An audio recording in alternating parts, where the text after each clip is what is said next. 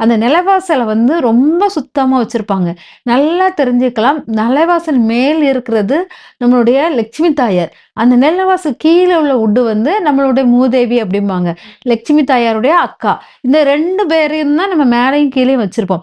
அதனால மேல இருக்கிற நிலைவாசலில் வந்து பூக்கள் அலங்காரம், மா இலைகளை வைத்து அலங்கரிக்கிறது லட்சுமி தேவிக்கு அழகா இருக்கும்.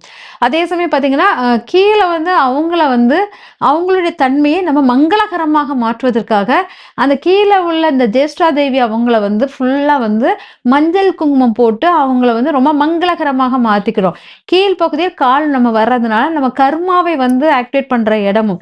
அதனால அந்த கீழ் கால் பகுதி படுற இடத்த அந்த தாண்டும்போது, நம்மளுக்கு அதோடைய நெகட்டிவ் எதுவும் வரக்கூடாது அப்படிங்கிறதுக்காகவே அதுல மஞ்சள், குங்குமம் தடவி அதுக்கு பூஜை பண்றது. அதுக்கு பேர் பார்த்தல அப்படின்னு சொல்லிட்டு இருக்கிறவங்க, நிலவாசல்ல நீங்க கண்டிப்பாக பெயிண்ட் வச்சு அடிச்சாலாம் அது வந்து பவர் வந்து இதாகாது.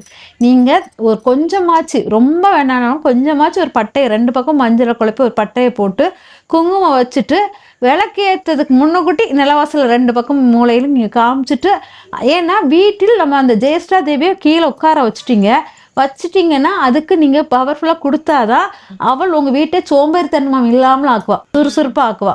நீங்க இல்லாட்டா அவள நீங்க வழிபாடு பண்ணலன்னா, உங்கள சோம்பேறியாக உட்கார வைப்பா.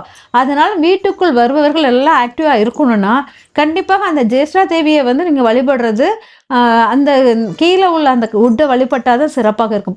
எனக்கு